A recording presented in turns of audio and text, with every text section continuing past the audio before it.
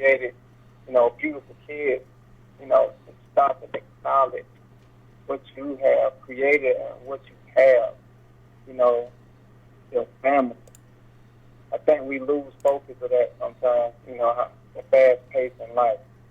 All right, before we go to the next question, I'm going to say the call-in number again in case anybody want to chime in. The number is 929-477-2663. All right, so... Hold on, that's 929-477-2663? Okay, cool beans. Yep. Would you believe it? Right. Would you believe it? This whole time, I haven't even been broadcasting. I just started broadcasting, so I feel like a complete dope and idiot right now. Yeah, because I'm sitting there like, man, this is some good stuff. Let me go look at my analytics, and there's nothing because I haven't even hit the start streaming button. Hold on, we just got a call. Hey, you on? Go ahead. What's your name? Hi, can you hear me? I can hear you. you. How you doing? What's your name? Melissa. Hey, Melissa. Hey, how you doing, Melissa? I have a question about why men become so obsessed with, well, maybe I shouldn't say it this way, but this is the best way I can put it right now. But I'm wondering, why is it that men lust over multiple women and have a hard time committing to one? Like, what is it? Because we all know if you're dealing with multiple women, if it's a woman, she has a vagina between her legs, she has breasts on her chest. Like, what is it that causes a man to want to lust further? I'm gonna let you start, Mike. Well, to answer that question, Melissa, I will say the show today is actually about communication. What you're talking about can start a whole nother conversation, actually. But just to give you a short answer to that, I mean, I could just say that's a different answer for everybody. For every man, that's different. Even for a woman, you can say women lust over different men as well. And that's just not no one answer question. Hey, I would like to take a stab at that. Can you please tie in? Can you please tie in the communication part with my question? Because ultimately, I want to understand where the gap between communication and outside love, like, meet one another for men. Okay, for me. All right, I'm going to handle that, Mr. Man. Go ahead. You can say that. All right. First, I'm going to attack the initial question, and it seems like to boil it all down, the issue is why can't one man focus on one woman? The most base answer, and I disagree with him a little bit when we say everybody's different. I think, yeah, we're different, but we're mostly the same.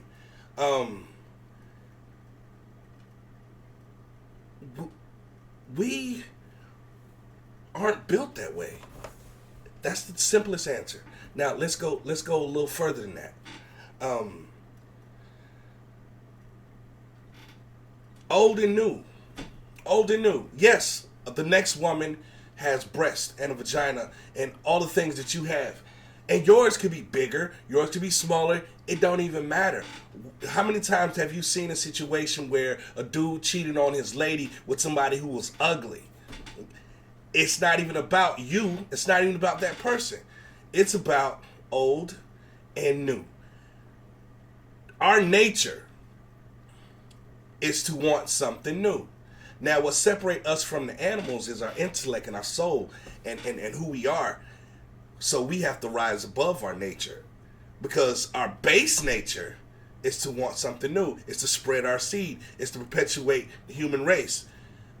But But when we're dealing with relationships and we're dealing with individuals, we're making commitments. We're just think about what making a commitment is. I'm saying to you, F everything that I did and thought before. I want you and yours for the rest of my life. That means I have to declare something that's different than the way that I am by default. You see? So the reason it's so prevalent, in my opinion, mind you, I'm nobody important, nobody special, but in my opinion, the reason that infidelity is so prevalent, both on the female side and the male side, is because morality is going to hell. And when I mean morality, I'm not talking about, Christianity and Islam or any type of religion. I'm talking about just being decent to somebody. There's no standard. People aren't raising people right. There's no standard on what is good to do, what's an honorable thing to do. It's not honorable for me to tell you that I love you, and I spread my seed amongst everyone else. We got enough people in the world. I'm going to leave it right there because I can go all night on that one. But you said both of my questions. That was just the first half. Oh yeah. I'm sorry. As far as communication goes, I think in the beginning of a relationship, communication is false. And what I mean by that is, in the beginning of most relationships, I'm not dealing with you and you're not dealing with me. I'm putting on my Sunday best for the first 6 months, and I'm not being honest when I communicate with you about what my expectations of this relationship is. I'm not being clear in my communication with you about the type of person that I am and how I'm going to behave during this relationship. And a lot of times, the fear of losing the man on the woman's side caused them to not say the things that they need to say, to set boundaries and expectations from him. We have no standard. We don't. And then when a woman does come along, or a man does come along and say, this is what I expect from you for us to be in this relationship. Oh, you stuck up. You bougie. You're going to die alone. All these awful things are said, so it discourages people from being honest and open about what expectations are. Well, yeah. Well, 1 second. Hey, Melissa, do you have any experience in the question you're asking? I wouldn't say me lusting over anyone, but just the frequent and casual lessons that I see that just seem to be prevalent now, like with the whole side chicks and things of that nature. You get men that lust so hard over these women that they only been known for maybe a few months, have great conversation with them, but then the one that they're supposed to be with, it's like they don't take out the time to build those conversations beyond what they are used to. Like, the normal conversation should be on a different level, and it's like, what is it that's so exciting about somebody else that you have to get to know? And to use what the young man just said before, the fact that it's like, I kind of lost my thought there. I was going to go somewhere with this. Why'd you ask her that? Hey, it's funny I heard you say side chick, because in Atlanta, you can listen, it's this radio show, thanks to one of the Dirty Boys, like, they actually have a session where they allow people to call in and shout out their side people. So, if you ask me, we are living right now in a world where it's being glorified. I mean, because you look at that radio show is basically glorifying, it may be fun and games, but they're glorifying people having side pieces. Like, they even shouting out to people nicknames that they're giving them and stuff like that. So, but, let me ask you one other thing, Melissa, while you're on. What do you think of some things that can improve communication? Just to hear it come from a woman's perspective on the subject. Okay, so I'm going to finish what I was just saying, and I'm going to answer that question in the same tune. So what I was trying to point out was that I'm sorry, I don't know your name, but the young man that was speaking earlier They call me was Mr. basically Mango. saying in the beginning communication isn't genuine, and I don't understand how men can go out and venture and lust over these women when they're going to constantly repeat this ingenuine person where they can be genuine to the person that they've been with. With that being said, I definitely believe that letting your guard down a little sooner than 6 months or however many months men count down to really be themselves would better the situation, because ultimately we need to know, can we really handle the person that's behind this shell? Okay, I need to respond to that. And that's But go on ahead. both sides. That's on both sides. And I also do think one-on-one time of actual active activities. One of my pet peeves, and I tell my girlfriends all the time, there's no such thing as a Netflix and chill, whatever this new thing is they got going on. Basically, I have my own home, so don't bring me to your house and think that we're going to kick it on your couch and watch TV. I want something much more than that. I need something, not saying it needs to be grand, but I need to see where you're at in, going out and exploring new things, whether, we're doing some type of activity where we have to motivate each other, or I can really see how persistent you are as an individual. I think those are things that could connect the men that lust to the men or to women whom they can actually deal with. You killing me with that men that lust, like okay. It is what it is. Well, let me explain. Let me explain something. We're not lusting.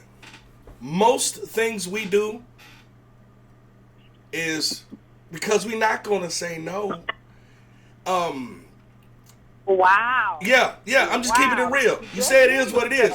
We're not going to say no. See, because when you say lust, I'm hearing a person like Eric Benet with a problem. He has an addiction. He has to put his penis somewhere. When I hear lust, that's what I'm hearing. No, when most men wake up in the morning, they don't have a clue what's going to present themselves to them, and unless he has strength of character, which most dudes don't anymore because the decay of society, he's not going to say no. And at the end, on the other side of his penis is another person who said yes.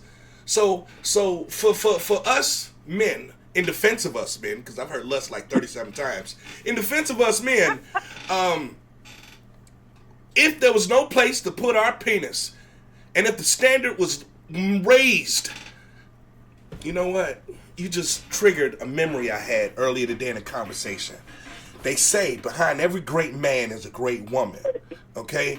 They don't ever say behind every sorry man is a sorry woman. Why? Because women take credit and they don't take blame. And the truth of the matter is, you inspire us. Whether you inspire us to suck or if you inspire us to greatness, that's what you're getting. So if we